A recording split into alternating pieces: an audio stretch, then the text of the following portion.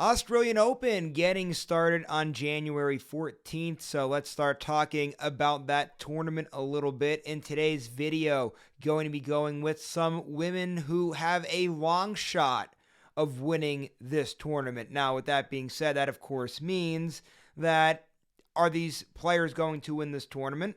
Most likely not, but could they make a challenge? Could they make a run? Could they win it? Maybe. This is going to be a really fun video to talk about these girls. I have a few great names in mind here. Going to get this video started by talking about Ajla Tomljanovic. First off, we know that she's gained so much support over the last few years. She's had, first off, just her play alone has gained her a lot of followers and support, whether that be her run in the Wimbledon tournaments in 2021 and 2022.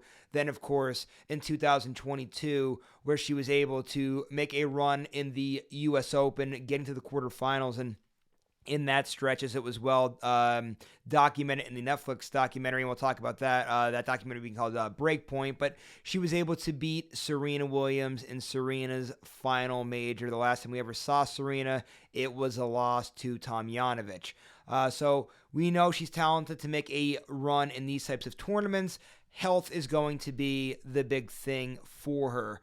We know she missed the majority of 2023, dealing with nagging injuries. She did make an attempt to play in the U.S. Open, and we didn't see a lot of her in that tournament, but the little bit we saw, she did look good. If that body could hold up, I think she's somebody that could indeed make a run within this tournament. And not to mention, too, she has a lot of fans, like I said, not only from her play, but she was featured in Breakpoint, the Netflix documentary that came out last year. I know she's gained a ton of support from that. And also, since I believe 2018, I believe was the year, give or take a few years on that. But she started representing the country of Australia whenever she plays. So she's going to have a lot of that Australian fan base there in the land down under supporting her for this Aussie Open. So she's definitely somebody, again, a long shot to win it, but I think she's somebody who, if she were to make a run in this, would not be surprised at all. Also, another girl I think can make a deep run here. How about Caroline Garcia? Hey, do we not remember what she did in 2022, right? She was a great player that year. She actually won the WTA finals that year, but she kind of fell off a little bit in 2023. A little surprised to see that. Now, I will say she did have some moments here or there in 2023. One that jumped off to me, I remember when Iga Swiatek made the run over in the Beijing tournament late in 2023. Garcia gave her a lot of fits in that tournament. And, you just saw it throughout that match, what she's capable of, right? She has a big serve that give a lot of people problems. We know that she's somebody who's played at a very high level. The fact, first off, like I said, 2022, she was in the final 8 players in the world. Well, she won the WTA finals that year, making her the top player in that tournament, just dealing with those final 8 players. So we know she can make a run. Question is, will she do it? We know all the pieces are there. And who knows, maybe the fact that she's under the radar, she's currently ranked number 20 in the world, maybe the fact that has maybe a little bit less pressure on her, maybe a good thing. So she's somebody I think can make a deep run in this tournament. And now next up, let's go to Lamela Samsonova, who I think might be, I know we could throw a lot of names out here, but she's definitely somebody that could be a contender here for the breakout player of 2024. This girl is as talented as they come at just 25 years of age. I think she has a bright future. I think she's somebody who really started coming into their own in the later parts of 2023 and set themselves up for a great run here in 2024. I know she's somebody who may be a little bit under the radar. I know she's coming as the 13th ranked player in the world, but she has a lot of tools to make a run in really any tournament. She has a big serve. She's actually very well rounded. She has a pretty good return game as well. And just like what she did last year, she beat Elena Rybakina multiple times. 4 times she got wins over her in 2023. Also last year, she was able to beat Irina Sabalenka in a tournament. She also had a win over Jessica Pegula. That's a big win.